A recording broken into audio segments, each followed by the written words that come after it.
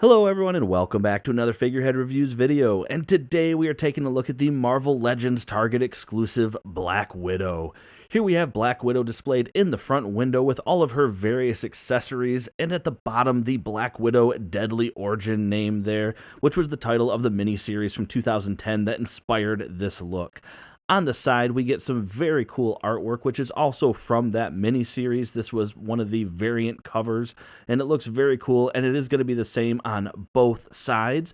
And then on the back, we get a product shot along with a read-up. Natasha Romanoff must save everyone she ever loved before her own past kills them. And at the bottom, we have the UPC code, so you can check with Target to see if they have it in stock. And as well as that, there is the DPCI code of 087165725. But enough about that. Let's get this figure open and take a look at Black Widow. And here is Black Widow outside of her packaging, and as the box implies, this costume here is based on the 4-part 2010 miniseries Black Widow Deadly Origin. In issue number 2, we do see Black Widow for a few panels in the beginning where she is taking over, or rather invading, a Russian base, and she appears in this outfit. And on the variant cover for issue number 2, she also is wearing this white outfit with the primary cover having it in the black outfit. I think this outfit looks very cool for Black Widow, and it's certainly something different, as of course she is usually wearing her signature black costume, but with all the Black Widow movie tie-in merchandise, and then just some love with Black Widow with this costume, with the 90s costume from Walmart, we're definitely seeing some very cool things for Black Widow. Now, when standing straight up, this figure is coming in at 6 inches, which makes her about 15.2 centimeters, so she is right there at that 1/12 scale, which makes sense for someone who is a deadly assassin. I'm okay with her having some good stature to her. And she does come with some very cool accessories, the likes of which we haven't really seen in the Marvel Legends line before, with effects for the gun and even realistic looking guns. So let's go ahead and get a closer look at those weapons, as they are something that we haven't seen before, and then we'll get a better look at Black Widow. And here are all the weapons that come with Black Widow, and I really hope that this is going to be the future of some of the weaponry that we get from Marvel Legends, because these are pretty cool. Starting first here with this sniper rifle. It came out looking very cool. A lot of detail in it, actually, for being what is traditionally something that has a more simple design to it. I mean, we get a lot of fine details throughout. Usually we just get something a little bit more smooth. Now, the strap is going to be just looped around this end piece here. It's not sealed in any way, or at least, I don't know, maybe it's supposed to be, but mine isn't. So this strap can come off completely. Look at that, we even get some texture detail on the strap. That's really cool. And then at the other end, it just loops around the barrel there, so you can't unloop it.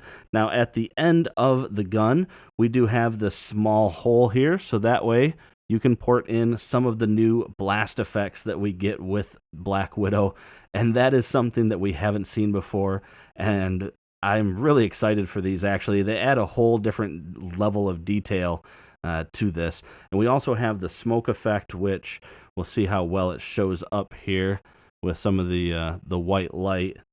But yeah, the smoke effect, very well done as well. I think that is awesome that Hasbro actually included both types of effects, so very, very cool. Next, we have the pistol, which actually looks pretty cool. Little sci-fi looking, but close enough to reality.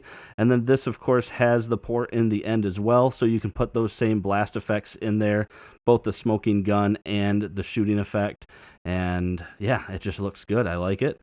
And then we get the same pistol, but this time with a silencer attached. So again, looking really cool. The silencer does not come off. That is molded that way. It would have actually been cool if they had found a way to take the silencer and just make an end piece so that we had two basic weapons and then a silencer, maybe even two silencers that we could have ported in that opening. And then again, we have another port here. So in this case, I have that smoke effect, but you can put the blast effect in there if you want.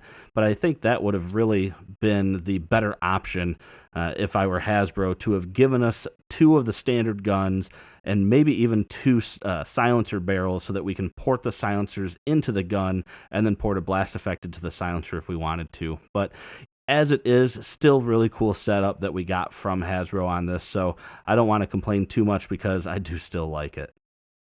Now getting up close to Black Widow, we can see a really well done head sculpt, and I really think Hasbro has come a long way with their female head sculpt design. We had the Family Matters Scarlet Witch that had one of the best female head sculpts, and Sue Storm actually had a very good head sculpt, and now I have to say that the sculpt here, maybe it's just the paint, but either way, the sculpt on this looks really good as well. I like the overall features that they put on it. The paint work on the face looks really good. The paint on the eyes came out looking good, so not a whole lot of complaints when it comes to this face sculpt.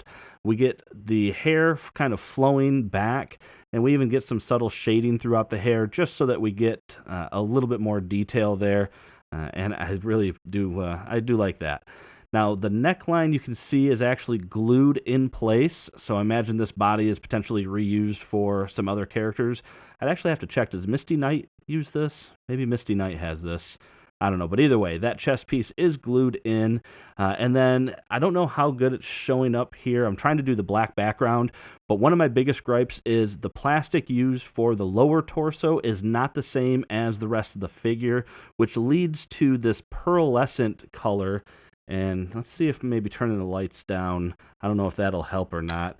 But you get sort of a pearlescent color on the rest of the figure, but then on the torso, you don't get that sheen to it. So I don't know if that is going to really stand out or not, but it's noticeable to me right now, mostly because of that shine.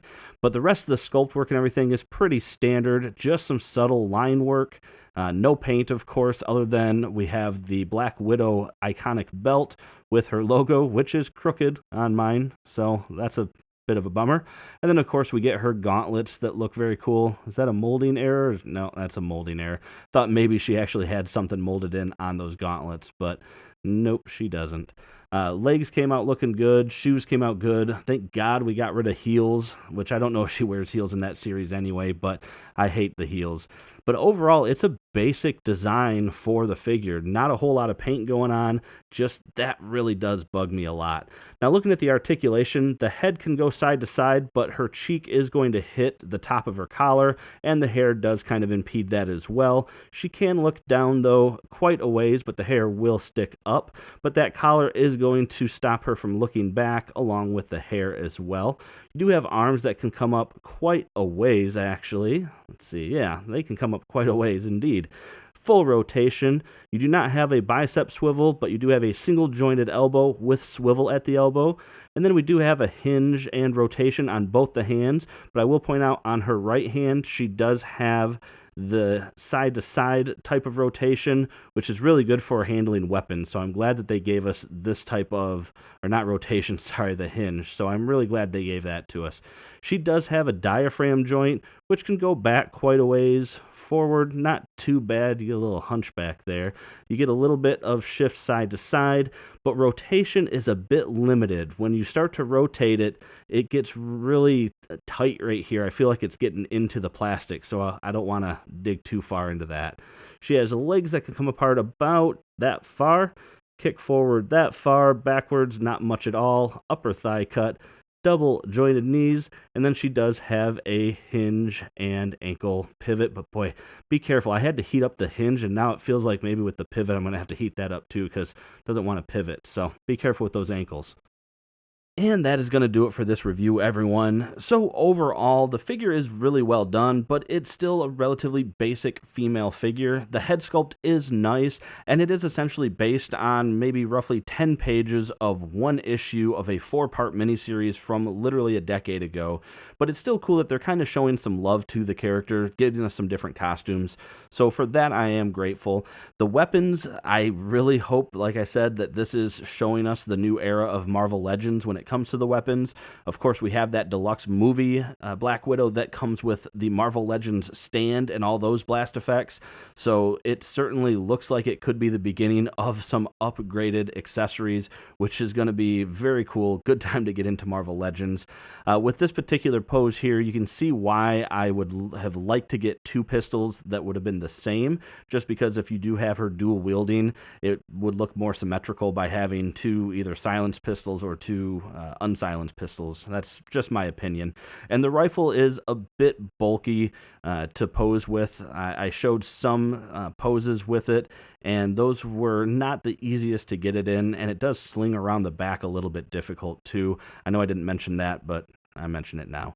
But anyway, as I said, that is it for the review, guys. Let me know what you think.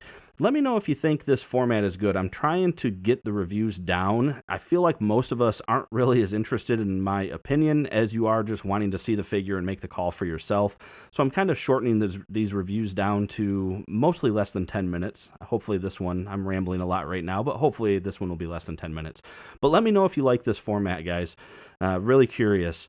Hope you guys enjoyed the April Fool's prank that I had today with the new channel format. That didn't happen, or not today, yesterday. I posted today. I'm recording this on April 1st. But anyway, I'm definitely rambling. Thanks for watching the video. Make sure to subscribe for more content just like this. Hit that like button if you liked it. And as always, thanks for watching my video, and have a great day.